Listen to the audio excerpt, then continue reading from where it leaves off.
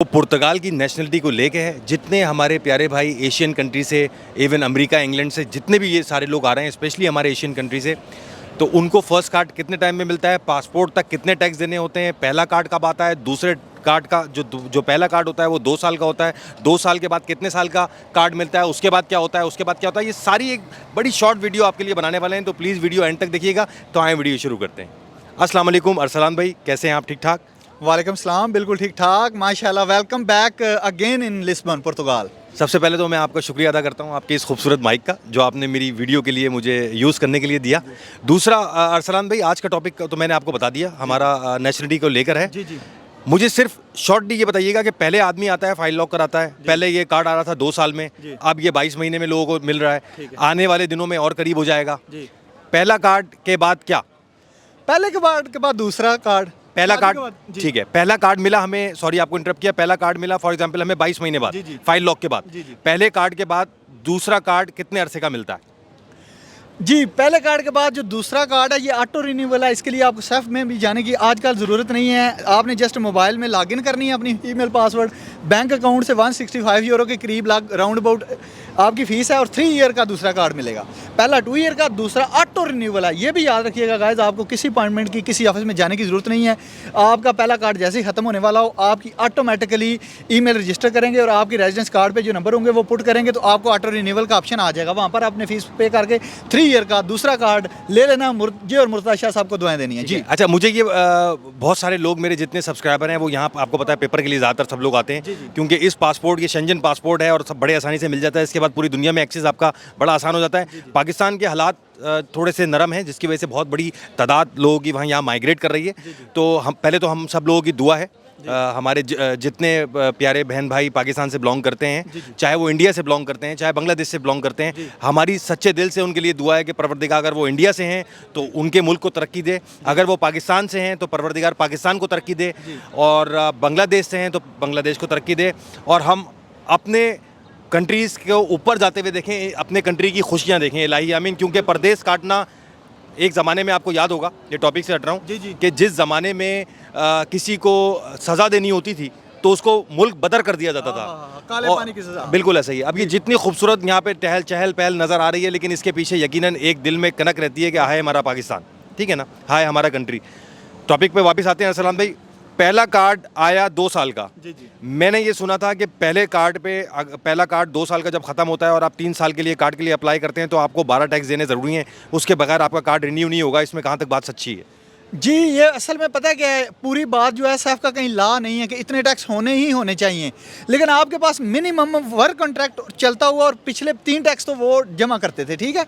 उसके अलावा भी आप 1 साल में 6 टैक्स मिनिमम रिक्वायर्ड हैं, जो कि हमने सुना हुआ है लायरों से। ये ऊपर नीचे भी होते रहते हैं, सेफ अपने लॉ चेंज करती रहती है। लेकिन याद रखें गाइस, जब आपके पास पेपर ही वर्क के हैं तो टैक्स तो आपका होना ज़रूरी है ना। ठीक है। शादी का मकसद असल में क्या है? बच्चे, बका, नस्ल, ऐसा ही है ना। वैसे तो शादी की कोई खास ज़रूरत नहीं होती।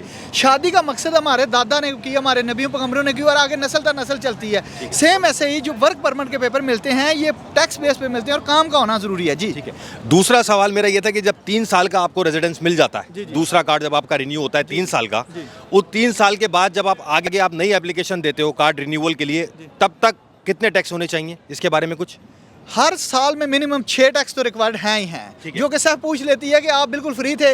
उसके अलावा कुछ लोगों ने अनएम्प्लॉयमेंट बेनिफिट अप्लाई किया होता है। अनएम्प्लॉयमेंट बेनिफिट का मतलब ये है कि हमारे पास काम नहीं है, ठीक है।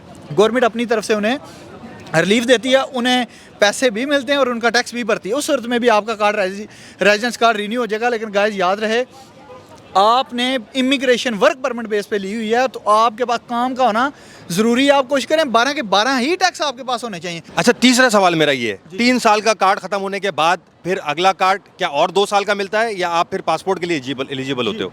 बहुत ही ज़बरदस्त और सबसे हाईलाइट क्वेश्चन। असल में कुछ लोग अपनी कंट्री की नेशनैलिटी सरेंडर नहीं करना चाहते। ये सबसे इंपॉर्टेंट उनके लिए क्वेश्चन है। 5 साल के बाद आप PR भी ले सकते हैं। PR कहते हैं परमानेंट रेजिडेंट कार्ड को। वो नेशनैलिटी नहीं होती। नेशनैलिटी एक अलहदा क्राइटेरिया, उसके लिए आपको अपने कंट्री की नेशनैलिटी सरेंडर करना पड़ती है। वो भी 5 साल बाद अप्लाई होता है और PR भी 5 साल बाद अप्लाई होता है। याद है गाइस, PR और नेशनैलिटी में फ़र्क ये है कि PR लेके आप दूसरे कंट्री में जाके चेंज भी करा सकते हैं, पाकिस्तान भी जा आ सकते हैं, लेकिन नेशनैलिटी लेके आपको अपनी कंट्री का सरेंडर करना पड़ेगा पासपोर्ट, और आप यूरोपियन सिटीजन हो जाते हैं, ना कि पाकिस्तानी सिटीजन रहते हैं। परमानेंट रेजिडेंट कार्ड, आप एक किस्म के हाफ यूरोपियन हो जाते हैं। मिसाल के तौर पर ये जर्मनी जाके चेंज हो सकता है, स्वीडन जाके चेंज हो सकता है, इटली जाके चेंज हो सकता है। जिस भी ड्रीम कंट्री में आप जाना चाहते हैं, अगर तो वो शेंगन का पार्ट है और प्लस यूरोपीय यूनियन में भी उसका सारा मतलब कार्ड चेंजेबल है, तो वहाँ पर आप कार्ड चेंज करा सकते हैं। PR, ठीक है। PR में आप अपने होम कंट्री में भी जा सकते हैं, यहाँ भी रह सकते हैं। वो कार्ड गाइस ख़त्म नहीं होता, उसका टैक्स से कोई तलक नहीं होता। और पहले ये 10 साल का होता था, इस वक्त इसकी लिमिट 5 साल कर दी गई है। जी अच्छा, मुझे ये और पूछना है कि एक बहुत बड़ी तादाद जो हमारे कंट्रियों से आई है जी उनके यहाँ माशाल्लाह बेबी बॉर्न भी होते हैं, जी जी तो उनके आर्टिकल चेंज होते हैं। जी बिल्कुल सही। कुछ लोग ऐसे हैं जिनको अभी तक उनकी बारी नहीं आई लेकिन यहाँ बेबी बॉर्न हो गए उनके, जी जी जी तो अब जाहिर है उनका आर्टिकल 88, 89 नहीं होगा, उनका आर्टिकल 122 हो गया, 122K हो गया, 122B हो गया। जी, जी। मिसाल के तौर पे जिस बच्चे को यहाँ नेशनलिटी मिलती है आर्टिकल 122K के तहत, जी जी जैसे पेरेंट्स को 1 साल हो गया हो, जी जी तो उस सूरत में कितने टैक्स दरकार हैं? क्या वाकई जॉब कॉन्ट्रैक्ट दिखाना ज़रूरी है? जब आप बच्चे की बेस पे, बच्चे की टेक केयर पे कार्ड लेते हो, तो क्या आपको अगला कार्ड रिन्यू कराने के लिए आपको टैक्स की ज़रूरत होती है? असल में जब आप यहाँ पर आए हैं, आपका बेबी बार हुआ है, 12 मंथ हो गए, तो टैक्स तो 12 रिक्वायर्ड है, घर का जुनता रिक्वायर्ड है। जब आपने आते ही की इमिग्रेशन अप्लाई है, तो टैक्स तो बीच में निकाल देना, टैक्स तो होना ही होना है ना। ठीक है। ये टैक्स 2 होने चाहिए, 10 होने चाहिए, ये मैटर नहीं करता। आप आए ही इस मुल्क में इमिग्रेशन बेस पे हैं, आप लीगल ही इमिग्रेशन बेस पे हुए। ये आप कैसे कह सकते हैं कि मेरे 2 ही टैक्स होंगे तो काम चल जाएगा? टैक्स ज़्यादा से ज़्यादा होनी चाहिए गाइज। बच्चे को तो मिल गई बाई बार आपके साल रहने के ब्याह पे नेशनलिटी, आपको मिलेगी इमिग्रेशन, आर्टिकल सिर्फ चेंज होगा। इमिग्रेशन का मतलब है कि वर्क परमिट की इमिग्रेशन खुली हुई है, जो भी लोग यहाँ पर काम शो करेंगे वही रहने के एलिजिबल हैं। सरकारी दामाद वो बन सकते हैं जिनके पास काम होगा। ठीक है, अब क्लियर हुआ है। टैक्स कंपलसरी है गाइस, हर हाल में, हर सूरत में, हर कीमत पर। जी, असल में आर्टिकल 122 जो है ये तो आ जाता है फैमिली बेस। फैमिली बेस पे बच्चे को तो पासपोर्ट मिल गया, आपको केयर टेकर के तौर पर मिला, लेकिन आपने कोई इनकम भी तो शो करनी है ना। मिसाल के तौर पर यार मैं कैसे आपको समझाऊं, एक बंदा आर्मी में अप्लाई करता है तो उसकी एज मैटर करती है, उसकी चेस्ट चेक करते हैं, उसकी सारी आंखें चेक करते हैं, वो मर्द है नहीं है ये भी चेक करते हैं, बाकायदा उसको दौड़ा के भी चेक करते हैं, उसकी लेग्स वगैरह का भी टेस्ट होता है। तो ये चीज़ें हैं रिक्वायर्ड। ऐसे ही जब आपने बच्चा हो गया, ठीक है जी, बाई बार बच्चे को नेशनैलिटी, बच्चा ऐसे कह लेते हैं कि सोने का चम्मच लेके पैदा हो गया, लेकिन आप उसके सरपरस्त हैं, केयर टेकर हैं, तो आपने अपना तो शो करना है ना कि हमारा जरिया। जैसे आप वीज़ा अप्लाई करते हैं तो आप शो करते हैं मेरे पास FRC में इतने हैं हम बंदे, मेरे पास ये बैंक स्टेटमेंट है, ये मेरा बिजनेस है, तब एम्बेसडर आपको वीज़ा देता है ना। सेम ऐसे ही SAF में आपको कार्ड तब इशू किया जाता है जब आप खुद ये साबित करते हैं कि हम खुद अपने खर्चे अफोर्ड कर सकते हैं और अपने बच्चे को भी पाल सकते हैं, हमें भी इमिग्रेशन दी जाए। जी सलाम भाई, आपसे आखिरी सवाल मेरा ये है कि जिन पेरेंट्स के पास यहाँ पे रेजिडेंस कार्ड है और बच्चों के पास उनके पासपोर्ट है बाय बर्थ, जी जी, क्या वो नॉर्वे, डेनमार्क, स्विट्जरलैंड में जाके उस यूरोपियन बच्चे के तहत अपनी नेशनलिटी वहाँ पर चेंज कर सकते हैं या उस रेजिडेंस कार्ड को एक्सचेंज करा सकते हैं, भले वो टेम्प्रेरी हो? जी जी, मैं समझ गया हूँ। आप कह रहे हैं कि बच्चे की जो है ना उसके कंधों पे गन रख के कोई चलाई जा सकती है, क्या कोई पॉसिबिलिटी है? असल में जो है ना एक लॉ है ब्लड रिलेशन लॉ, ठीक है, खून के मेंबर, फैमिली मेंबर, अगर आपके बच्चे के पास पासपोर्ट है तो ये बात तो कन्फर्म है कि आपको यूरोप से डिपोर्ट नहीं किया जा सकता। यूट्यूब पे होने की वजह से सारी दुनिया की इन्फॉर्मेशन मिलती रहती है। बिल्कुल ऐसा ही है। मतलब हमारे कंट्री से मिनिस्टर तक मेरे साथ कनेक्टेड है। बिल्कुल ऐसा और हर इदारे का आदमी मेरे साथ कनेक्टेड है। जी बिल्कुल। तो उसी तरीके से एक भाई हैं, उन्होंने यहाँ पे यही किया, बच्चे का पासपोर्ट दिलवाया यूरोपियन, और यहाँ पर टेम्प्रेरी रेजिडेंस कार्ड थे उनके पास, और उन्होंने स्वीडन में जाके वो टेम्प्रेरी रेजिडेंस कार्ड को बच्चे को हथियार बना के, जो कि बच्चा पुर्तगीज़ था, उसके बिहाफ पे उन्होंने वहाँ रेजिडेंस ले लिया। तो मुझे थोड़ा शॉक्ड हुआ। इसकी मिसाल उसी तरीके से है, लॉ तो आपने बता दिया कि कहीं भी आपका तीर चल जाए, जहाँ तीर चल गया चला दो, वहाँ चल गया।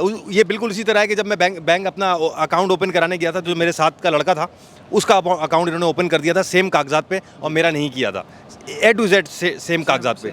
तो जिसका जहाँ जो ऑफिसर बैठा है, जिसका जो तीर चल गया, यहाँ वही वाली बात है। यार 3 दोस्तों ने वीज़ा अप्लाई किया था, आपने 2 का लग गया, 1 रह गया पाकिस्तान में। ये क्या है?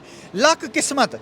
और आपके पास एक ही है कि try again tell you success, या कहीं ना कहीं कामयाबी मिल जाएगी। जी, सबसे पहले बहुत बहुत शुक्रिया आपका, मेरे बुलाने पे आप तशरीफ़ लाए। दूसरा, आपके माइक का बहुत बहुत शुक्रिया, और लिस्बन आया हुआ था, आऊँ और आपसे मुलाकात ना हो तो ऐसा हो नहीं सकता। माशाल्लाह, बहुत कुछ आपने मुझे सिखाया है, कुछ कैटेगरीज में मैं आपका सीनियर हूँ, कुछ में मेरे मुर्शद हैं आप बिल्कुल माशाल्लाह। ऐसा ही है। अरसलान भाई आपका बहुत बहुत शुक्रिया। इंशाल्लाह अगली वीडियो में आप लोगों से मुलाकात होती है। अल्लाह हाफिज़। अल्लाह हमीना सर।